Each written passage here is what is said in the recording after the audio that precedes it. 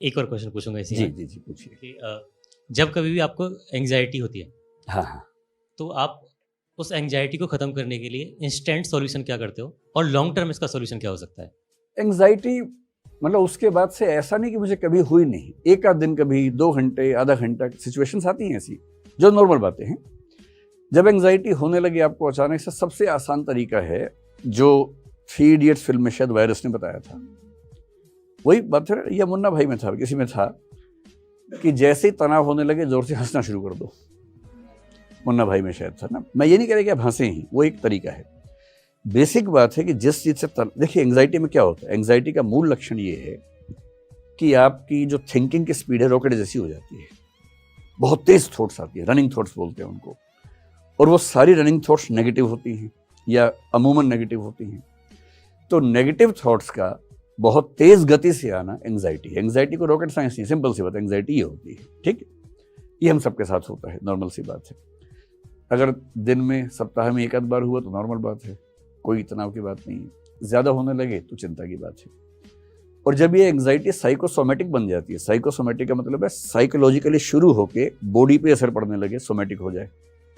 जब आपको एंग्जाइटी की वजह से हाथ पैर में थोड़ी सनसनाहट होने लगे, झुंझुनाहट होने लगे, टिंगलिंग होने लगे, मतलब वाइब्रेशंस होने लगे, सिर में दर्द होने लगे, नींद नहीं आ रही, आप करवटें बदल रहे हैं लगातार, नींद आई नहीं रही आपको, ये अब केवल मामला मन का नहीं है, अब ये मन का असर शरीर पे होने लगा है, ये साइकोसोमेटिक मामला बन गया है। ये रिस्की बात है।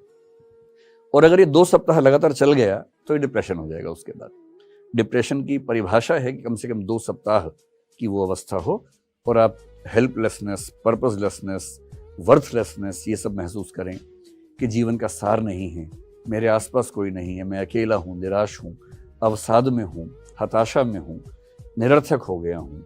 अगर ये सब फीलिंग्स लगातार सस्टेन करें तो आप डिप्रेशन में चले जाते हैं, जो कि बहुत बुरी अवस्था होती है।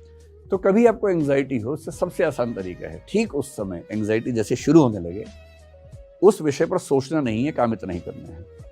पर इतना आसान नहीं, आप जिस पे नहीं सोचना चाहेंगे सारे विचार उसी पे आते हैं उस समय।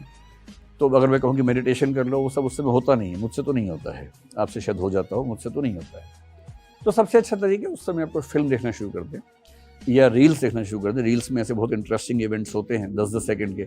मैंने पहली बार अभी इंस्टाग्राम 4-5 दिन पहले या 10 दिन पहले ही डाउनलोड किया, तो एक दिन गलती से रील चल पड़ी, तो मेरा बड़ा सही चीज़ है तो अब मैं दिन में 2-4 बार 5-5 मिनट रील्स देख लेता हूँ। उसमें बहुत जोकर टाइप के लोग भी होते हैं, बड़ी हंसी आती है, हंसी मजाक भी, कभी डांस देख लिया, कभी कुछ देख लिया, लेकिन कुल मिला के मन लग जाता है। तो अगर आप रील्स रात दिन देख रहे हैं तो दिक्कत है, लेकिन 1 घंटे में 1 मिनट रील देख के अगर आपका मन बहल जाता है तो क्या बुराई है। तो जब भी ऐसा एंग्जाइटी जैसा हो, कुछ तुरंत दिमाग बदलिए, कोई गेम खेल लीजिए।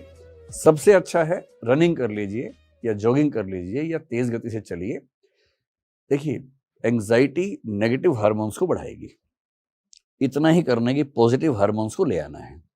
और पॉजिटिव हार्मोन्स कैसे आते हैं, अगर किसी से मोहब्बत करते हैं उसको फोन कर लीजिए, ऑक्साइटोसिन रिलीज हो जाएगा। ऑक्साइटोसिन क्या है, लव हार्मोन है, उससे आप अच्छा फील करते हैं। या आप ऐसा कीजिए, थोड़ा तेज चलिए, भागिए, तो एंडोर्फिन्स रिलीज हो जाएंगे। एंडोर्फिन्स का मतलब है कि एक हैप्पी फीलिंग आती है एक्सरसाइज करने के बाद, डिप्रेशन टिक ही नहीं सकता उसके सामने। ये डोपामाइन है, जब आप अच्छे लोगों से मिलेंगे, कुछ अच्छा इंटरेस्ट से काम करेंगे तो वो रिलीज हो जाएगा। ये सेरोटोनिन बेसिकली एक हार्मोन है जो आपके मूड बैलेंसिंग करता है। ये 4 हार्मोन चाहिए, इनमें से जो सबसे आसान लगे उस समय। अकेले हैं, रनिंग, चलना शुरू कर दीजिए। किसी ऐसे व्यक्ति के साथ जिससे प्रेम करते हैं उसके साथ थोड़ा बैठ जाइए, अच्छा हार्मोन आया तो वो शांत हो जाएगा। इतना ही खेल है बस, और कोई ज्यादा